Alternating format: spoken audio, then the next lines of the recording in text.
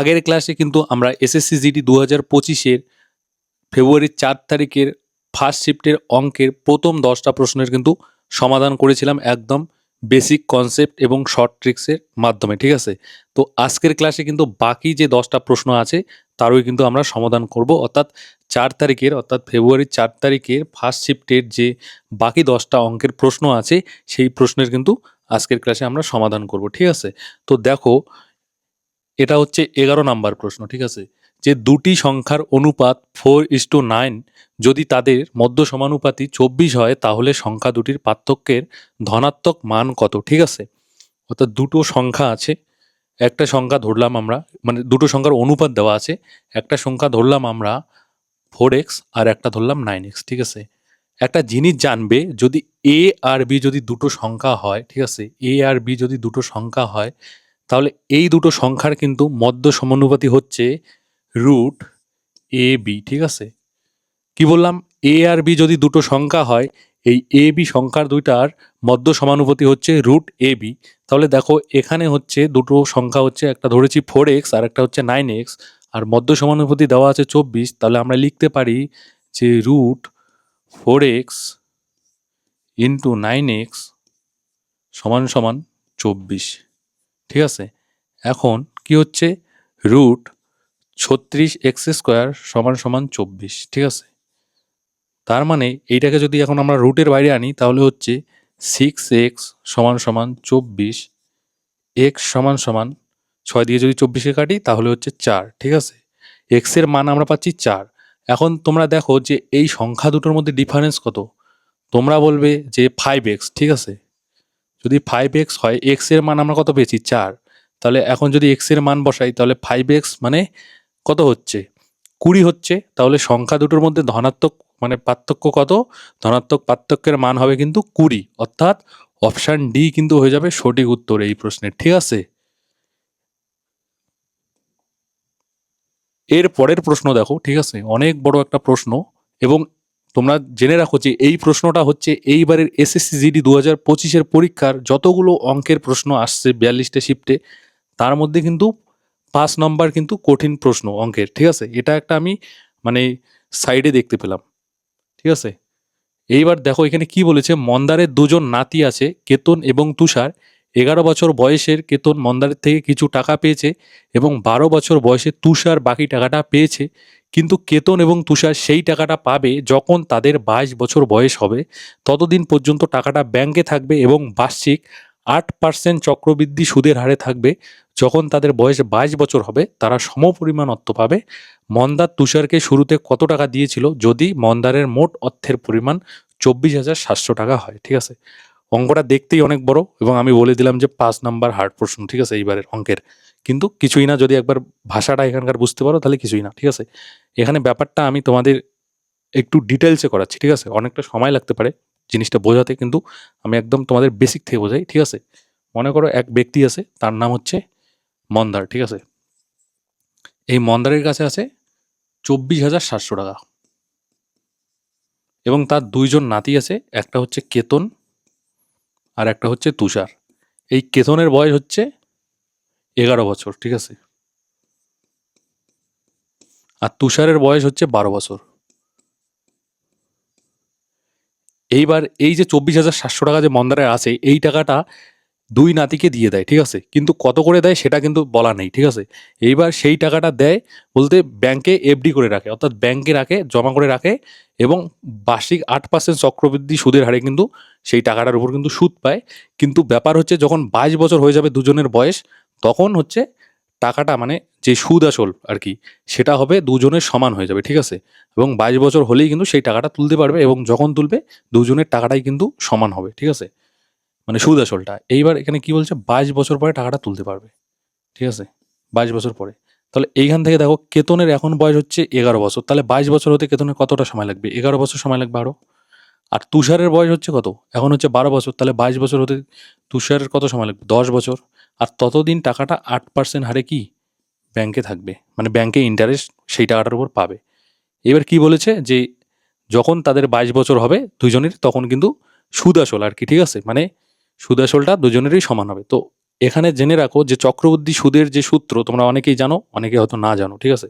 সুদ আসলের যে সূত্র সেটা কি? চক্রবৃদ্ধি সুদের ক্ষেত্রে সুদ আসলের সূত্র হচ্ছে, আমি এইখানে লিখতেছি, P into 1+r/100 whole N, ঠিক আছে। যেখানে পি হচ্ছে প্রিন্সিপাল বা মূলধন, ঠিক আছে, 1+ আর আর হচ্ছে কি রেট অফ ইন্টারেস্ট বা সুদের হার, আর এন হচ্ছে কত বছর, ঠিক আছে, কত বছর সেই টাকাটা চক্রবৃদ্ধি সুদ পাচ্ছে সেই টাকাটার উপর। এইটা হচ্ছে সুদ আসলের সূত্র, ঠিক আছে, চক্রবৃদ্ধি সুদের ক্ষেত্রে, ঠিক আছে, মানে অ্যামাউন্ট যেটাকে বলে। এইবার হচ্ছে এইখানে যেটা আছে আমাদের দেওয়া আছে মানে অঙ্কের ভাষা, সেই স্টেটমেন্ট অনুযায়ী যদি আমরা ধরি, যে আমরা ধরি, মনে করো ধরি তুষারেরটা বের করতে বলেছে, তো তুষারকে ধরি আমরা, ধরি মন্দার এক্স টাকা দিয়েছে, তাহলে তুষারকে যদি এক্স টাকা দেয় তাহলে কেতনকে কত টাকা দিয়েছে? তোমরা বলবে যে মন্দারের টাকাই আছে টোটাল 24,700, তুষারকে যদি এক্স টাকা দিয়ে দেয় তাহলে কেতনকে নিশ্চয় 24,700 মাইনাস এক্স টাকা দিয়েছে, ঠিক কিনা? দিয়েছে। এবার দেখো তুষারের ক্ষেত্রে প্রিন্সিপাল হচ্ছে এক্স, আর কেতনের ক্ষেত্রে প্রিন্সিপাল হচ্ছে 24,700 মাইনাস এক্স, ঠিক আছে। তো এখন যদি আমরা এই দুইজনের সুদ আসলটাকে সমান করে দিই তাহলেই কিন্তু আমাদের মানে এক্স এর মান আমরা পেয়ে যাব, মানে তুষারকে কত টাকা দিয়েছে। তো আমরা লিখতে পারি যে তুষারের ক্ষেত্রে প্রিন্সিপাল কত, এক্স, এবার সুদ আসল, ঠিক আছে, 1+ আর এর মান কত, 1+ আর এর মান হচ্ছে 8, ঠিক আছে, 8/100, এইবার এন। দেখো তুষারের ক্ষেত্রে টাকাটা কত বছর ব্যাংকে থাকবে, এখানে দেখো তুষারের ক্ষেত্রে টাকাটা কিন্তু 10 বছর থাকবে ব্যাংকে, ঠিক আছে, তার মানে 10 বছরেই কিন্তু চক্রবৃদ্ধি সুদের হারে টাকাটার উপর এক্স টাকাটার উপর কিন্তু সুদ পাবে, ঠিক আছে। তাহলে এইখানে 10, ঠিক আছে। এইবার কেতনের ক্ষেত্রে প্রিন্সিপালটা কত? তোমরা বলবে যে 24,700 minus x, 24,700 minus x into, এটা তো পি লিখলাম, 1+r/100, আর এর মান হচ্ছে 8, 100 হোল এন, এন এর মান কত কেতনের ক্ষেত্রে? দেখো কেতনের ক্ষেত্রে এন এর মান হচ্ছে কত বছর টাকাটা ব্যাংকে থাকবে, 11 বছর থাকবে কেতনের ক্ষেত্রে, কারণ কেতনের বর্তমান বয়স 11 বছর, 22 বছর, 22 বছর হতে আরও 11টা বছর সময় লাগবে, তাহলে এখানে হবে 11, ঠিক আছে, এখানে হবে 11। এইবার এখান থেকে আমরা লিখতে পারি যে এক্স সমান সমান, এক্স সমান সমান লিখতে পারি, দেখো এইটা এক্স এর সাথে গুণ আছে, ওই দিকে গিয়ে এটা ভাগ হয়ে যাবে, ঠিক আছে, তাহলে হচ্ছে 24,700 মাইনাস এক্স ইন্টু 1+8/100 হোল 11, আর এইটা এদিকে গুণ আছে, এটা গিয়ে এদিকে কী হবে, ভাগ হবে, 1+8/100 হোল 10, ঠিক আছে। এবার একটা জিনিস এখানে দেখো, এই যে এইটার পাওয়ার 10 মানে কি, এইটার পাওয়ার 10 মানে হচ্ছে এইটা হচ্ছে 8 বার গুণ আছে, আর এইটার পাওয়ার 11 মানে কি, এইটা 10, এইটার পাওয়ার 10 মানে হচ্ছে এইটা 10 বার গুণ আছে, ঠিক আছে, আর এইটার পাওয়ার 11 মানে বা 11 মানে হচ্ছে এইটা 11 বার গুণ আছে, ঠিক আছে। তো নিচে আছে এইটা 10টা আর উপরে আছে 11টা, যদি কাটাকাটি করি তাহলে পড়ে থাকবে কয়টা, একটা থাকবে, তাহলে এইটা দিয়ে যদি এইটাকে কাটি, ঠিক আছে, তাহলে একটা থাকবে, এটা 11 যে পাওয়ারটা আছে সেটা ক্যান্সেল হয়ে যাবে, ঠিক আছে। তাহলে এক্স এর মান আমরা কত পাচ্ছি, এক্স সমান সমান পাচ্ছি 24,700 মাইনাস এক্স ইন্টু 1+8/100, ঠিক আছে। তো এইখানে আমি করতেছি না, আমি একটা এক্সট্রা পেজ নিচ্ছি, ঠিক আছে। আমরা কি পেলাম, এক্স সমান সমান এখানে লিখতেছি, আমরা পেলাম এক্স সমান সমান 24,700 মাইনাস এক্স ইন্টু 1+8/100, ঠিক আছে। এখন এটাকে আমরা লিখতে পারি, কি লিখতে পারি, 24,700 মাইনাস এক্স, ঠিক আছে, এটাকে যদি আমরা লসাগু করি তাহলে নিচে হবে 100, আর একের নিচে কিছু নাই, মানে হচ্ছে 100 গুণ হবে, মানে 100 যোগ 8 হবে, মানে 108 হবে উপরে, ঠিক আছে, 108, 108/100, ঠিক আছে, আর এদিকে হচ্ছে এক্স, ঠিক আছে। এখন এখান থেকে দেখো এই যে এই 100টা কিন্তু এক্স এর সাথে গুণ আছে, ঠিক আছে, 100টা হচ্ছে এক্স এর সাথে গুণ আছে, এইদিকে যেটা ভাগ আছে এইদিকে এসে সেটা গুণ হয়ে যাবে, ঠিক আছে। তাহলে এইদিকে হচ্ছে 100x সমান সমান 24,700 ইন্টু এই 108টা হচ্ছে এইটার সাথে গুণ আছে 108 মাইনাস 108x, ঠিক আছে। দেখো এইবার এই মাইনাস 108xটা যদি এদিকে আসে, তাহলে এদিকে তো আছে অলরেডি 100x আছে, তাহলে হচ্ছে 208x হবে, ঠিক আছে। সমান সমান কী হবে, 24,700 ইন্টু 108, ঠিক আছে। এখান থেকে যদি এক্সের মান বের করো, এক্সের মান হবে 24,700 ইন্টু 108 বাই 208। কাটাকুটি করো, ঠিক আছে। কাটাকুটি করলে হবে, আমরা যদি 4 দিয়ে কাটি, 4 5 20, 4 2 8, আর এখানে 4 দিয়ে কাটলে 4 27 হয় কত, 108। এইবার আরও কত দিয়ে কাটা যায়, এইবার আরও 4 দিয়ে যদি আমরা কাটি, এখানে হচ্ছে 13, ঠিক আছে। 4 13 52, আর এখানে যদি আমরা 4 দিয়ে কাটি, আমি ইয়েলো দিয়ে কাটতেছি তাহলে যাতে বুঝতে তোমাদের সুবিধা হয়। এবার 4 দিয়ে যদি কাটি, 4 6 24, ঠিক আছে। 4 6 24, তারপরে 7 আছে, 4 1 4, হাতে থাকবে 3, 30 হবে। 30 হলে 4 7 28, হাতে থাকবে 2, 4 5 20, ঠিক আছে। এইবার এইটাকে 13 দিয়ে কাটা যায়। 13 দিয়ে কিভাবে কাটা যায়, 13 দিয়ে যদি এটাকে কাটি, তাহলে 13 দিয়ে কাটলে হচ্ছে 4 13 কত হচ্ছে, 4 13 হচ্ছে 52, ঠিক আছে। 61 থেকে যদি 52 যায় তাহলে থাকে 9, তাহলে হচ্ছে 97। 7 13 হচ্ছে 91, ঠিক আছে। তাহলে 6 থাকছে, 6 আর 5 হচ্ছে 65, 5 13 65, ঠিক আছে। অর্থাৎ এক্স এর মান কত পাচ্ছি আমরা, এদিকে লিখতেছি। এক্স এর মান পাচ্ছি 475 ইন্টু 27, 475 ইন্টু 27। এখন যদি এটাকে আমরা গুণ করে দিই, 475, এখানে গুণটা করি, ঠিক আছে। 475 ইন্টু 27, 475 ইন্টু 27, 5 7 35, 5 হাতে থাকবে 3, 7 7 49, আর 3 হবে 52, ঠিক আছে। হাতে থাকবে 5, 4 7 28, আর 5 হবে 33। এইবার 5 2 10, হাতে থাকবে 1, 7 2 14, আর 1 15, হাতে থাকবে 1, 4 2 8, আর হাতে থাকবে 1, 9 হয়ে যাবে হচ্ছে 5 2 8 9 আর 3 12, ঠিক আছে। অর্থাৎ কত হচ্ছে 12,825, অর্থাৎ এক্স এর মান হচ্ছে 12,825, ঠিক আছে। তো আমরা কি ধরেছিলাম ওইখানে, আমি আগের পেজে চলে যাই, আমরা ধরেছিলাম যে তুষারকে দিয়েছে এক্স টাকা, ঠিক আছে। তো এক্স এর মান আমরা কত পেলাম, 12,825, মানে তুষারকে দিয়েছিল 12,825 টাকা।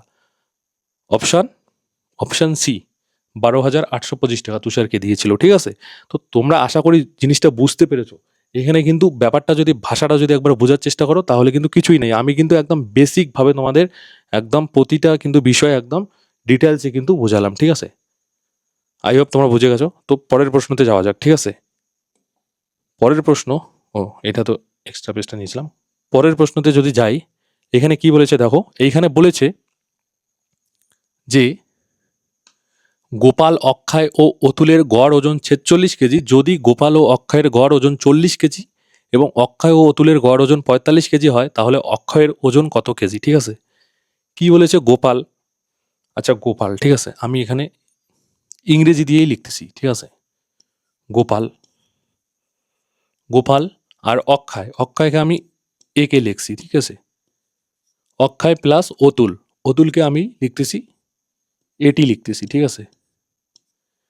এদের গড় ওজন যদি 46 কেজি হয়, ঠিক আছে, তিনজনের, তাহলে টোটাল ওজন কত। তোমরা বলবে যে 46 ইন্টু 3, ঠিক আছে। 46 ইন্টু 3, 46 ইন্টু 3 মানে হচ্ছে কত, 3 6 18, 8 হাতে থাকবে 1, 3 4 12, আর 1 13, 138 কেজি, ঠিক আছে। কেজিটা এখন দিতে হবে না, ঠিক আছে। 138 কেজি।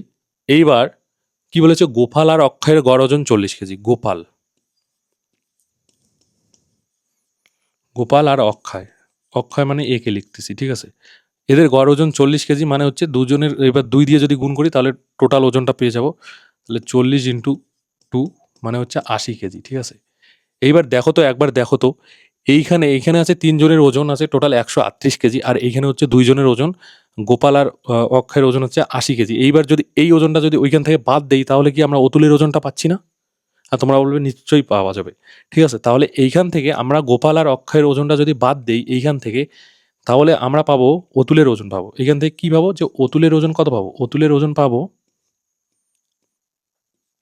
অতুলের ওজন পাবো আমরা কত, 138 থেকে যদি 80 বাদ দেই কত পাবো, শূন্য, মানে 8 থেকে শূন্য বাদ দিলে হচ্ছে 8, আর 13 থেকে 8 বাদ দিলে হচ্ছে 5, ঠিক আছে, হচ্ছে 58 কেজি। অর্থাৎ অতুলের ওজন হচ্ছে 58 কেজি, ঠিক আছে। আমি কিন্তু একদম বেসিকভাবে করাচ্ছি, ঠিক আছে। পরীক্ষার হলে তো আর এইভাবে করবো না, মানে পরীক্ষার হলে কি আর এইভাবে করে? যখন তোমার কনসেপ্ট জানা থাকে তখন কিন্তু তুমি যে কোনো শর্ট ট্রিক্স কিন্তু বের করতে পারবে। আর কনসেপ্টেই যদি তোমার জানা না থাকে তাহলে কিন্তু তুমি পরীক্ষার হলে শর্ট ট্রিক্স তো দূরের কথা, মানে কোনো কিছুই মাথায় আসবে না। তাই তোমাকে কিন্তু বেসিক থেকে কিন্তু জানতে হবে, ঠিক আছে। তো দেখো এখানে আমরা অতুলের ওজন পেয়ে গেছি। এইবার কি বলেছে, নেক্সট কথা বলা আছে যে আহ, অক্ষয় ও অতুলের গড় ওজন হচ্ছে 45 কেজি, ঠিক আছে। অক্ষয় আর অতুলের গড় ওজন হচ্ছে 45 কেজি, মানে দুজনের টোটাল ওজন কত, 45 ইন্টু 2 মানে 90 কেজি। তো দেখো তো এইখানে এই অক্ষয় আর অতুলের টোটাল ওজন আছে 90 কেজি। এইখান থেকে যদি আমরা অতুলের ওজনটা বাদ দিই তাহলে আমরা কি অক্ষয়ের ওজনটা পাচ্ছি না? তাহলে তোমরা বলবে যে অতুলের ওজন তো আমরা জানি 58 কেজি, আর অক্ষয় আর অতুলের টোটাল ওজন হচ্ছে 90 কেজি। এই 90 কেজি থেকে যদি 58 কেজি বাদ দিই তাহলেই আমরা অক্ষয়ের ওজন পাচ্ছি, ঠিক তো? তাহলে এইখান থেকে তোমরা 58 বাদ দিয়ে দাও, ঠিক আছে। 58 যদি বাদ দিয়ে দাও তাহলে কত পাচ্ছ, 8 আছে, 10 মিলাতে লাগবে 2, আর হাতের 1 মানে আসে 5 আর 1 6 হয়ে যাবে, 6 থাকলে 9 মিলাতে লাগবে 3, অর্থাৎ 32 কেজি। আমরা এখান থেকে কি পাচ্ছি, অক্ষয়ের ওজন পাচ্ছি, অক্ষয়ের ওজন পাচ্ছি আমরা 32 কেজি, ঠিক আছে, 32 কেজি। তাহলে অপশান সি কিন্তু হয়ে যাবে এই প্রশ্নের সঠিক উত্তর, ঠিক আছে। আশা করি তোমরা বুঝতে পেরেছো। এর পরের প্রশ্ন কি বলেছে, এর পরের প্রশ্ন বলেছে যে 8% লাভে কোনো দ্রব্যের বিক্রয় মূল্য 1566 টাকা হলে দ্রব্যটির ক্রয় মূল্য কত, ঠিক আছে। তো দেখো এইখানে সবসময় মনে রাখবে যে ক্রয় মূল্য, ঠিক আছে, ক্রয় মূল্যকে 100 ধরবে, ঠিক আছে, ধরবে মানে যখন কোনো কিছু অঙ্ক করবে তাহলে সুবিধা হবে। যদি 100 টাকা যদি ক্রয় মূল্য হয় তার মানে 8% লাভে বিক্রি করেছে, মানে 108 টাকায় বিক্রি করেছে, ঠিক আছে। মানে 100 টাকা যদি তার ক্রয় মূল্য হয় তাহলে বিক্রয় করেছে যেহেতু 8%, তার মানে 8%-এ বিক্রয় করেছে মানে 108 টাকায় বিক্রয় করেছে। আর এইখানে দেখো এই 108-এর এই ভ্যালু দেওয়া আছে কত, 15,000 না সরি 1566 টাকা, ঠিক আছে।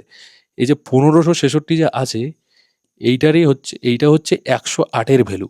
আমাদের কাছ থেকে জানতে চেয়েছে দ্রব্যটির ক্রয় মূল্য, মানে 100-র ভ্যালু জানতে চেয়েছে, গুণ 100 করে দিব, ঠিক আছে। এখন কাটাকুটি করো এখান থেকে, ঠিক আছে। এখান থেকে যদি কাটাকুটি করো তাহলে হচ্ছে এখানে 4 দিয়ে কাটো, 4 25-এ হচ্ছে 100, আর 4 27-এ হচ্ছে 108। এবার আরও কাটো, এবার 9 দিয়ে কাটো, 9 দিয়ে যদি কাটো 3 9 হচ্ছে 27, ঠিক আছে। আর এইখানে যদি 9 দিয়ে কাটো, 9 একে 9, 9 একে 9, 6 থাকবে, ঠিক আছে, 6 6 হবে 66, এবার 7 9 হচ্ছে 63, আর হাতে থাকবে 3, 3 আর 6 হবে 36, 36, 4 9 হবে 36, ঠিক আছে। এইবার এইটাকে 3 দিয়ে কাটা যায়, 3 দিয়ে কাটা যায়, 3 দিয়ে অবশ্যই কাটা যায়। 3 দিয়ে যদি কাটো 3 আর 5 15, ঠিক আছে, হাতে থাকবে 2, 2 আর 4 হবে 24, ঠিক আছে। 24 যদি হয় তাহলে হচ্ছে 3 3 8 24, ঠিক আছে। এখন 58 ইন্টু যদি 25 করি তাহলেই কিন্তু আমরা দ্রব্যটির ক্রয় মূল্য পেয়ে যাব। তাহলে হচ্ছে কত, এইখানে আমি করতেছি 58 ইন্টু 25, ঠিক আছে। তাহলে 5 8 40-এর শূন্য, হাতে থাকবে 4, 5 5 25, আর 4 হবে 29, আর এইখানে 58 2-এ কত হচ্ছে, 58 2-এ হচ্ছে 116, 0 9 6 15-র 5, হাতে থাকবে 1, 2 আর 1-এ 3, আর 1-এ হচ্ছে 4, 1 1450, অর্থাৎ দ্রব্যটির ক্রয় মূল্য কত, 1450 টাকা, ঠিক আছে। দ্রব্যটির ক্রয় মূল্য 1450 টাকা। অপশন ডি হয়ে যাবে এই প্রশ্নের সঠিক উত্তর, ঠিক আছে। এর পরের প্রশ্ন দেখো কি বলেছে, যে 4 অঙ্কের কোন বৃহত্তম সংখ্যাটি 15 25 40 ও 75 দ্বারা বিভাজ্য, ঠিক আছে। অ্যাকচুয়ালি এখানে কিছুই না, অ্যাকচুয়ালি এখানে কিন্তু এলসিএম বা লসাগু কিন্তু জানতে চেয়েছে, ঠিক আছে। তো ব্যাপারটা হচ্ছে এইবার যদি তুমি লসাগু করতে যাও তাহলে অনেকটা সময় লাগবে। আমি আগের ক্লাসে, ম্যাথের আগের ক্লাসে কি বলেছিলাম, যে দেখো যে সংখ্যাগুলোর আমাদের লসাগু জানতে চাবে বা বের করতে বলবে, সেই সংখ্যার মধ্যে যদি কোনো সংখ্যার শেষে যদি শূন্য থাকে, ঠিক আছে, তাহলে যে লসাগুটা হবে সেটার শেষেও কিন্তু শূন্য থাকবে। তো এখানে যদি একবার লক্ষ্য করো যে 40-এর শেষে কিন্তু শূন্য আছে। এইবার 40-এর শেষে শূন্য আছে মানে লসাগুটার শেষেও কিন্তু শূন্য থাকতে হবে। তো এইখানে যদি একবার তাকাও দেখবে যে এইখানে কিন্তু কোনো শূন্য নাই, তার মানে এইটা এলিমিনেট হয়ে গেল। এইখানেও কিন্তু কোনো শূন্য নাই। এখন বাকি থাকলো দুইটা অপশান, এই দুইটার মধ্যে একটা ঠিক হবে, ঠিক আছে? এবার দুইটার মধ্যে যদি একটা ঠিক হয় তাহলে দেখো এইখানে 25 দেখতে পাচ্ছ, 25 দিয়ে যদি কোনো সংখ্যাকে কি বলছে বিভাজ্য, এই কোন বৃহত্তম 4 অঙ্কের কোন বৃহত্তম সংখ্যাটি 15, 25, 40 ও 75 দ্বারা বিভাজ্য, মানে এই প্রতিটা সংখ্যা দ্বারা ভাগ যাবে, ঠিক আছে? এবার দেখো 25, এই 25 যে আছে 25 দিয়ে যদি কোনো সংখ্যাকে ভাগ যেতে হয় তাহলে তার শেষে কিন্তু যে দুটো ডিজিট থাকবে সেটাকেও কিন্তু 25 দিয়ে ভাগ যেতে হবে। বুঝতে পারছো? এইখানে দেখো এই সংখ্যাটা যে আছে এই সংখ্যাটার শেষের দুইটা ডিজিট কত? 60। 60কে কি 25 দিয়ে ভাগ যাওয়া যায়? 60কে কোনোদিনই কিন্তু 25 দিয়ে ভাগ দেওয়া যায় না, ঠিক আছে? ভাগ মিলবেই না, ঠিক আছে? এইবারে দেখো 00 আছে এইখানে, তার মানে এইখানে যেহেতু 60 আছে শেষে, 60কে হচ্ছে 25 দিয়ে ভাগ দেওয়া যায় না, তার মানে এটাও কিন্তু এলিমিনেট হয়ে গেল, ঠিক আছে? অবশিষ্ট থাকলো এইটা, আর এইটাই কিন্তু হয়ে যাবে সঠিক উত্তর, ঠিক আছে? কারণ 00 শেষে আছে, 00কে কিন্তু 25 দিয়ে, শূন্যকে যে কোনো সংখ্যা দিয়ে ভাগ দেওয়া যায়। তার মানে 4 অঙ্কের কোন বৃহত্তম সংখ্যা? সেটা হচ্ছে অপশান এ, 9600, ঠিক আছে? এর পরের প্রশ্ন দেখো কি বলেছে। একজন অসৎ দোকানদার ক্রয় মূল্যে জিনিস বিক্রির দাবি করে, কিন্তু সে আসল ওজনের থেকে 46% কম ওজন ব্যবহার করে, তার লাভের হার কত? ঠিক আছে, মানে হচ্ছে এটা অসাধু ব্যবসায়ী কি করে, ধরলাম 100 গ্রাম ওজন, ঠিক আছে, সে কি করে আসল ওজনের থেকে 46% কম ব্যবহার, মানে কম ওজন ব্যবহার করে বা কম ওজন দেয়, ঠিক আছে? এবার 100 গ্রাম যদি অরিজিনাল ওজন হয়, সে কি করে 46 গ্রাম কম দেয় 100 গ্রামের মধ্যে। তাহলে সে দিচ্ছে কত? 100 গ্রামের মধ্যে যদি সে 46 গ্রাম কম দেয় তাহলে সে দিচ্ছে, তোমরা বলবে যে 54 গ্রাম, ঠিক আছে? 54 গ্রাম দিচ্ছে। দেখো সে দিচ্ছে 54 গ্রাম, কিন্তু সে টাকা নিচ্ছে 100 গ্রামের, ঠিক আছে? তার মানে সে 54 গ্রামে কত গ্রাম সে করতেছে, মানে আহ, কত গ্রামের মানে সে গাফিলাতি করতেছে। তোমরা বলবে যে 54 গ্রাম দিচ্ছে বলছে 100 গ্রাম, তার মানে সে 46 গ্রামের গাফিলাতি করতেছে, ঠিক আছে? এইবার যেটা সে মানে করতেছে, গাফিলাতি করতেছে, সেটাই হচ্ছে তার লাভ, ঠিক আছে? সেটাই হচ্ছে তার লাভ।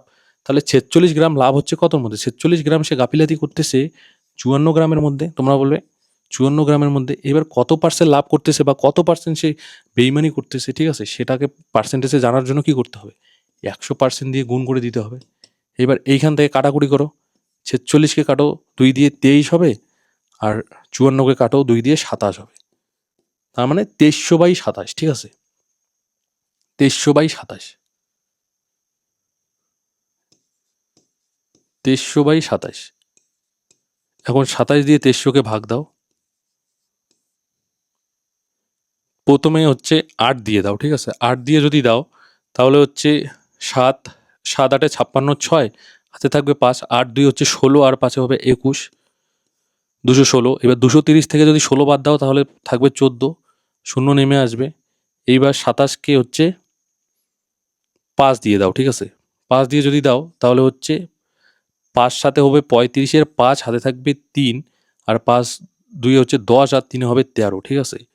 135। এবার 140 থেকে যদি 135 বাদ দাও তাহলে থাকবে 5, তাহলে কত হচ্ছে 85 সমস্ত 5/27, ঠিক আছে? অর্থাৎ তার লাভ কত হচ্ছে বা কত পার্সেন্টের সে বেইমানি করতেছে শতকরা, সে করতেছে 85 সমস্ত 85 সমস্ত 5/27%। সেটা হচ্ছে অপশান বি। অপশান বি কিন্তু হয়ে যাবে এই প্রশ্নের সঠিক উত্তর, ঠিক আছে? 85 সমস্ত 5/27% বা 85 পূর্ণ 5/27%, ঠিক আছে? এবার পরের প্রশ্ন যদি আমরা দেখি, পরের প্রশ্ন কি বলেছে যে 16 ও 48 এর তৃতীয় সমানুপাতি কত, ঠিক আছে? 16 এবং 48 অর্থাৎ দুটো সংখ্যা দেওয়া আছে, ঠিক আছে? মনে করো একটা এ আর একটা হচ্ছে বি। তো জেনে রাখবে যদি দুটো সংখ্যা দেওয়া থাকে এ আর বি এবং তাদের যদি তৃতীয় সমানুপাতি জানতে চায় তাহলে কিন্তু এ আর বি, ঠিক আছে, এ আর বি যদি দুটো সংখ্যা দেওয়া থাকে এবং তাদের যদি তৃতীয় সমানুপাতি জানতে চায় তাহলে সেক্ষেত্রে কিন্তু তৃতীয় সমানুপাতি কি হয় জানো? তৃতীয় সমানুপাতি আমি এইখানে লিখতেছি,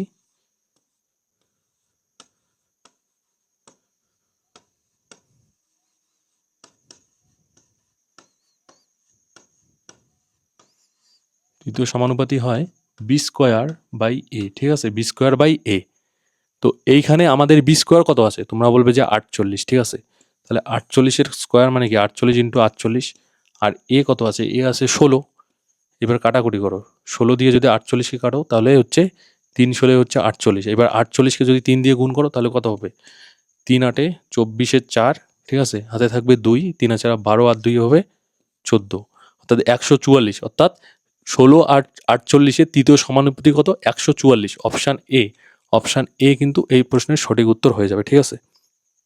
এর পরের প্রশ্ন যদি আমরা দেখি, এর পরের প্রশ্ন কি বলেছে, যদি একই সুদের হারে 2 বছরের সরল সুদ 42 টাকা এবং চক্রবৃদ্ধি সুদ 51 টাকা হয় তাহলে আসল কত টাকা, ঠিক আছে। তো দেখো, সরল সুদে কিন্তু মানে প্রতি বছর কিন্তু একই, মানে যদি সুদের হারটা যদি একই থাকে তাহলে প্রতি বছর কিন্তু সমান সুদ পাওয়া যায়, ঠিক আছে, মানে একই প্রিন্সিপালের প্রতি বছর সমান সুদ পাওয়া যায়। আর চক্রবৃদ্ধি সুদের ক্ষেত্রে কি হয়, মানে আসলের উপর তো সুদ পাওয়াই যায়, ঠিক আছে, সুদের উপরেও কিন্তু সুদ পাওয়া যায়, ঠিক আছে। তাহলে দেখো এইখানে 2 বছরে 42 টাকা পেয়েছে সরল সুদ, তার মানে 1 বছরে কত পেয়েছে, তোমরা বলবে যে 1 বছরে পেয়েছে 21 টাকা আর পরের বছরেও পেয়েছে 21 টাকা। এইভাবেই তো 2 বছরে 42 টাকা হয়েছে সরল সুদ। আর একটা জিনিস জানো যে চক্রবৃদ্ধি সুদ এবং সরল সুদ 1 বছরের জন্য কিন্তু কিন্তু দুটোই সমান, ঠিক আছে, যদি সেটা বার্ষিক হারে চক্রবৃদ্ধি মানে সুদটা মানে ইন্টারেস্টটা দেয়, ঠিক আছে। তাহলে নিশ্চয় প্রথম বছর চক্রবৃদ্ধি সুদও পেয়েছে 21 টাকা, ঠিক আছে, এবং দেখো ওভারঅল 2 বছরে হয়েছে 51 টাকা চক্রবৃদ্ধি সুদ, তার মানে পরের বছর কত পেয়েছে, পরের বছর চক্রবৃদ্ধি সুদ পেয়েছে 30 টাকা, ঠিক আছে। এবার একটা জিনিস লক্ষ্য করো যে এইখানে 21 টাকা 21 টাকাই পেয়েছে, এইখানে 21 টাকা দ্বিতীয় বছরে পেয়েছে, প্রথম বছর তো 21 টাকাই পেয়েছে কিন্তু দ্বিতীয় বছর পেয়েছে 30 টাকা, তার মানে এক্সট্রা কত টাকা পেয়েছে, এক্সট্রা 9 টাকা পেয়েছে, তাই তো। এবার দেখো, যেটা আসল, আমরা তো আসলও জানি না এখানে, আসল যেটা সেটার তো পেয়েছে, এখানে কত পেয়েছে, তোমরা বলে এই 30 মানে কি, 30 মানে হচ্ছে 21 প্লাস 9, ঠিক আছে। এই যে 21 টাকাটা পেয়েছে এটা তো পেয়েছে কি, এটা তো পেয়েছে হচ্ছে মানে আসলের উপর বা প্রিন্সিপালের উপর, আর এই যে 9 টাকাটা পেয়েছে এইটা কিন্তু 21 টাকার উপর পেয়েছে, ঠিক আছে, সুদের উপর সুদ পেয়েছে, ঠিক আছে। তো তোমরা বলবে যে এখান থেকে আমরা যদি এই আর এর মান বের করি তাহলে আর এর মান হবে কত হবে জানো, এইখানে কি বলেছে, মানে 21 টাকা সুদ হয়েছে 1 বছরে 9 টাকা, ঠিক আছে। এখান থেকে আমরা লিখতে পারি কি, সরল সুদের সূত্র কি, PTR বাই 100। তাহলে পি আমরা এখানে হচ্ছে 21 টাকা আমাদের 1 বছর, টি এর মান 1, আর আমরা জানি না, আর কে আর লিখলাম কারণ আর এরই মান বের করতে হবে প্রথমে, বাই 100 সমান সমান 9, ঠিক আছে। এখান থেকে যদি আমরা কাটাকুটি করি তাহলে এখানে হচ্ছে 3 3 9 আর এখানে হচ্ছে 3 7 21, তার মানে হচ্ছে আর সমান সমান 300/7, 300/7, ঠিক আছে। এবার আর এর মান কিন্তু আমরা পেয়ে গেছি, এখন আমাদের বের করতে হবে পি এর মান, আর আমাদের কাছ থেকে কিন্তু পিটাই জানতে চেয়েছে। তো দেখো, সরল সুদ 2 বছরে 42 টাকা পেয়েছে, তো এইখান থেকে আমরা ধরি যে পি টাকা, ঠিক আছে, পি টাকা 2 বছরে আর এর মান পেয়ে গেছি কত, 300/7, 300/7 2 বছরে PTR পেয়ে গেছি বাই 100 সমান সমান 42 লিখতে পারি, কারণ সরল সুদ তো 2 বছরে 42 টাকায় পেয়েছে।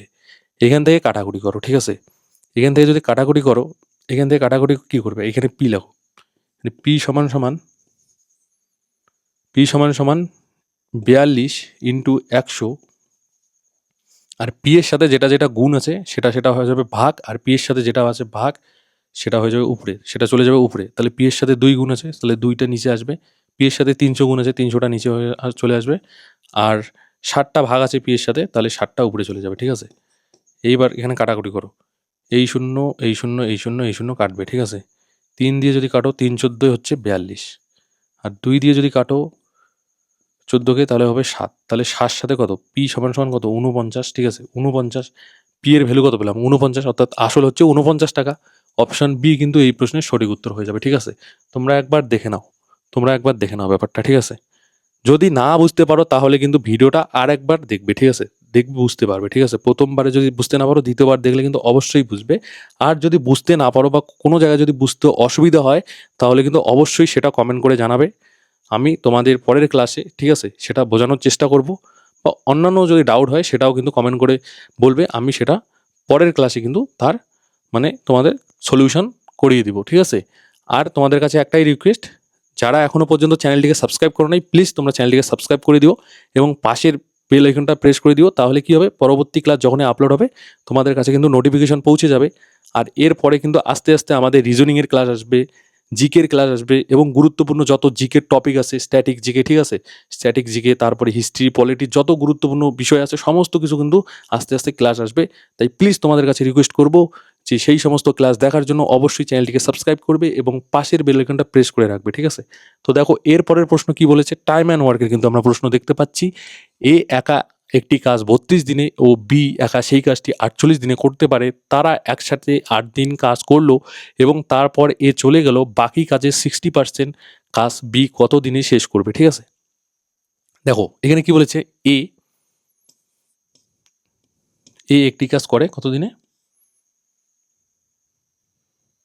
32 দিনে। একই কাজ বি কত দিনে করে, 48 দিনে।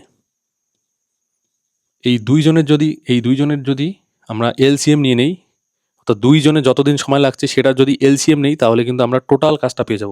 তাহলে এই 32 আর 48-এর এলসিএম বা লসাগু কত হবে, 96, ঠিক আছে, 96 হবে। এইবার এখান থেকে আমরা এফিসিয়েন্সি বের করব। তাহলে 48, বি এর টোটাল কাজ হচ্ছে 96, ঠিক আছে, 96 ইউনিট, আর বি এর মানে সময় লাগে 48 দিন। তাহলে একদিনে কত ইউনিট কাজ করে বি, 2 ইউনিট কাজ করে।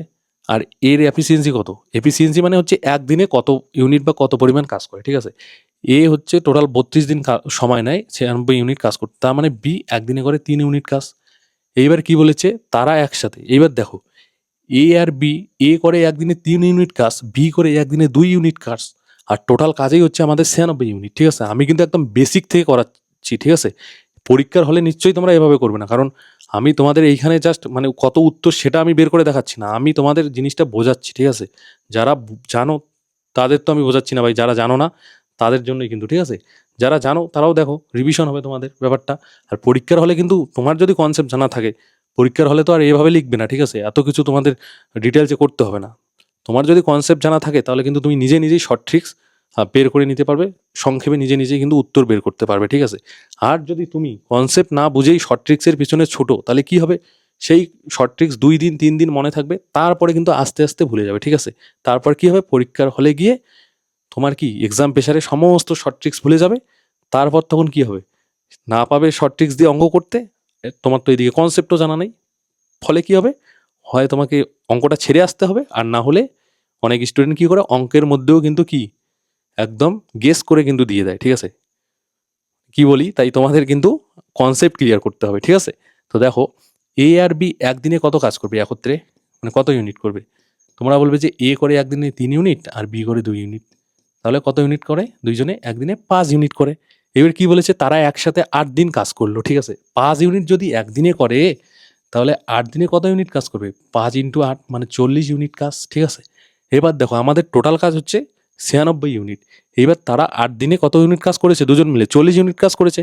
এখন যদি আমরা 96 থেকে যদি 40 ইউনিট বাদ দেই, 96 থেকে যদি, এখন যদি আমরা 96 থেকে 40 ইউনিট বাদ দেই, তাহলে বাকি কাজ কত থাকছে, বাকি কাজ থাকছে তোমার বলবে যে 56 ইউনিট। কিন্তু কি বলেছে যে বাকি কাজের 60% বি কত দিনে শেষ করবে। বাকি কাজ তো এখন আছে 56 ইউনিট, কিন্তু বাকি কাজটা সম্পূর্ণ করতে হবে না, বাকি কাজের 60% করতে হবে, ঠিক আছে।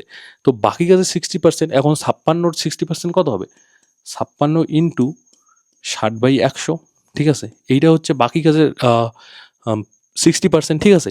এইবার সেই কাজটা বি কত দিনে করবে, তাহলে সেই কাজটাকে যদি এখন আমরা বি এর এফিসিয়েন্সি, অর্থাৎ বি একদিনে যত কাজ করে, যত ইউনিট, সেটা দিয়ে ভাগ দেই, তাহলে যত দিন লাগবে সেটা বের হয়ে আসবে। তো বি একদিনে কত ইউনিট কাজ করে, 2 ইউনিট কাজ করে বি একদিনে। তো এইটা হচ্ছে বাকি কাজ, মানে 56 ইউনিট কাজের 60%। এইখানে এখন এইটাকে যদি আমরা বি এর এফিসিয়েন্সি দিয়ে ভাগ দিয়ে দিই, তাহলেই কিন্তু আমরা টোটাল কত ডেজ লাগতেছে সেটা কিন্তু পেয়ে যাবো, ঠিক আছে। তো এইখান থেকে কাটো, এই শূন্য কাটবে, ঠিক আছে। এইবার এইখানে হচ্ছে 2 দিয়ে হচ্ছে 56কে কাটো, তাহলে হবে 28, ঠিক আছে। আর হচ্ছে এইখানে হচ্ছে 2 দিয়ে কাটো, 5, 2 এ 10, আর এইখানে 2 দিয়ে কাটলে হচ্ছে 3, ঠিক আছে। তো এইখানে হচ্ছে ব্যাপারটা হচ্ছে 28 ইন্টু 3, 28 ইন্টু 3 হচ্ছে আমি এখানে লিখেছি, একবার ডাইরেক্ট করতেছি না, তাহলে তোমাদের অনেকে বুঝতে পারবে না। 28 ইন্টু 3/5 আছে, ঠিক আছে। তো এটাকে কি হয়, এটা হয় 28 ইন্টু 3, 3 8 24, 4 হাতে থাকবে 2, আর 3 2 6, আর হচ্ছে 2 হচ্ছে 84 হয়ে যাবে, আর নিচে হবে 5। ঠিক আছে, 84/5। ঠিক আছে, তো আমি তো আগের দিন তোমাদের কি বলেছিলাম যে কোনো সংখ্যাকে যদি 5 দিয়ে ভাগ করতে হয় তাহলে কিছুই করবে না, ভাগ করতে যেও না। কি করবে না? ভাগ করবে না। কোনো সংখ্যাকে যদি 5 দিয়ে ভাগ করতে হয় তোমরা জাস্ট উপরের সংখ্যাটাকে ডাবল করবে আর এক ঘর আগে একটা দশমিক বসাবে। কিন্তু এখানে যদি তুমি একবার অপশানের দিকে তাকাও না, এখানে কিন্তু কোথাও দেখতে পারবে ওই পয়েন্ট দিয়ে কিন্তু উত্তর নাই, অপশান দেওয়া নাই। ঠিক আছে, এইখানে কিন্তু অন্যভাবে আছে। তাহলে এখানে আমরা পেলাম কি 84/5। ঠিক আছে, 84/5 আমরা তো ওই নিয়মে করতে পারতাম, কিন্তু এখানে ওই নিয়মও আমাদের হচ্ছে না। ঠিক আছে, এইখানে আমি নিচে লিখতেছি না, আমাদের এখানে করতে হচ্ছে 84/5। ঠিক আছে, আমি এইটা এইখানে করতেছি। হ্যাঁ, 84/5। এখন 5 দিয়ে আমাদের এইরকম আনতে হলে 84কে ভাগ দিতে হবে। তো দেখো 5 কত হয়? 5 80 হয় না? তাহলে 84 থেকে যদি 80 বাদ দাও থাকবে 4। ঠিক আছে, হচ্ছে কত? 16×4/5। ঠিক আছে, 16×4/5 দিন কিন্তু সময় লাগবে। ঠিক আছে, বিয়ের বাকি কাজে 60% করতে। তাহলে অপশান সি হয়ে যাবে এই প্রশ্নের সঠিক উত্তর। ঠিক আছে, আর একবার তোমরা ভালো করে দেখে নাও, আমি সরে যাচ্ছি। ঠিক আছে, যদি বুঝতে না পারো আমি কি বলেছি, ভিডিওটা দুবার দেখবে। ঠিক আছে, তোমরা দেখে নাও, এখানে কিন্তু কঠিন কোনোই নেই বিষয়টা, যদি একবার বোঝার চেষ্টা করো। ঠিক আছে,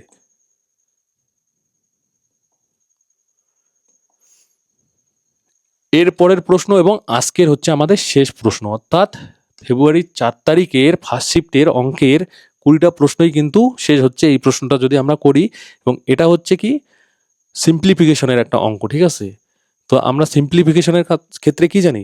বটমাস রুল। ঠিক আছে, যে ব্যাকেটের কাজ আগে করতে হয়। ঠিক আছে, তো দেখো এইখানে যদি আমরা করি তাহলে ব্যাকেটের কাজ যদি আমরা প্রথমে করি তাহলে ফার্স্ট ব্যাকেটের কাজ যদি এইখানে করি, এইখানে হচ্ছে কত? 48কে যদি 8 দিয়ে ভাগ দেই তাহলে হচ্ছে 6। ঠিক আছে, 6 হচ্ছে না? এখন আমরা এই দিকে আসবো, এখানে 6টা এখানে থাক, এটা কিন্তু গুণ আছে। ঠিক আছে, এখন আমরা এই দিকের কাজ করব। ঠিক আছে, এখানে দেখো ফার্স্ট ব্র্যাকেটের কাজ আগে আমাদের করতে হবে, তারপরে সেকেন্ড ব্র্যাকেটের কাজ, তারপরে থার্ড ব্র্যাকেটের কাজ। তখন এখন যদি আমরা 7 থেকে 3 বাদ দিই তাহলে হচ্ছে 4। ঠিক আছে, ব্যাপারটা হচ্ছে এখানে যদি এটা আমি এদিকে করতেছি। ঠিক আছে, 49/7 যোগ 40/4। ঠিক আছে, ইন্টু এই ব্র্যাকেটে 7 থেকে যদি আমরা 3 বাদ দিই তাহলে হচ্ছে কত? 4 থাকে। এবার দেখো এই 4 আর এই 4 ক্যান্সেল হয়ে যাচ্ছে। ঠিক আছে, এই 4 আর এই 4 ক্যান্সেল হয়ে যাচ্ছে। এখন এই 49কে যদি আমরা 7 দিয়ে ভাগ দিই তাহলে কত হয়? 7ই হয়। ঠিক আছে, 7 সাথে 49 হয়, যোগ 40, কারণ 4 4 তো ক্যান্সেল হয়ে গেছে, 40। তাহলে কত? 47 ইন্টু 6 ইন্টু 47 হবে না? 6 ইন্টু 47, এখন এটাকে গুণ করে দাও। 6 ইন্টু 47 কত হয়? 6 ইন্টু 47, 6 7 42 2। ঠিক আছে, হাতে থাকবে 4, 4 6 24, আর 4 কত হবে? 28, 282। ঠিক আছে, এই সিম্পলিফিকেশনটার উত্তর কত হচ্ছে? 282। অপশান এ হয়ে যাবে সঠিক উত্তর। ঠিক আছে, সঠিক উত্তর। তো আজকে এখানেই হচ্ছে আমাদের এবারের এসএসসি জিডি 2025-এর পরীক্ষার ফার্স্ট ডের ফার্স্ট শিফট, অর্থাৎ ফেব্রুয়ারির 4 তারিখের ফার্স্ট শিফটের 20টা অঙ্কের মানে সলিউশন শেষ। ঠিক আছে, মানে আগের ক্লাসে আমরা করেছিলাম এই ফার্স্ট শিফটের 20টা মানে 10টা প্রশ্ন করেছিলাম অঙ্কের, আর আজকের ক্লাসে কিন্তু বাকি 10টা করলাম। ঠিক আছে, মানে আমাদের কিন্তু ফার্স্ট শিফটের টোটাল 20টা প্রশ্নের সমাধান হয়ে গেল। এর পরবর্তী ক্লাসে কিন্তু আমরা মানে ফেব্রুয়ারির 4 তারিখে সেকেন্ড শিফটের প্রশ্ন নিয়ে অঙ্কের প্রশ্নের কিন্তু সমাধান করব। তো ভিডিওটা এখানেই হচ্ছে শেষ। যদি তোমাদের ভালো লাগে ক্লাসটা তাহলে অবশ্যই তোমরা কিন্তু লাইক করবে। ঠিক আছে, ভিডিওটাতে। এবং তোমাদের যদি কোনো কিছু জানার থাকে বা কোনো কিছু ডাউট থাকে, ঠিক আছে, তাহলে সেটা কিন্তু কমেন্ট করে জানাবে। আমি তোমাদের কিন্তু পরের ভিডিওতে সেটা সমাধান করার বা বুঝিয়ে দেওয়ার চেষ্টা করব। আর অবশ্যই তোমরা যারা এখনও চ্যানেলটিকে সাবস্ক্রাইব করো নাই, প্লিজ তোমরা চ্যানেলটিকে সাবস্ক্রাইব করে নিও এবং পাশের বেল আইকনটা প্রেস করে দিও। দেখা হচ্ছে পরবর্তী ক্লাসে। আর আজকের ক্লাসটা শেষ পর্যন্ত দেখার জন্য ধন্যবাদ।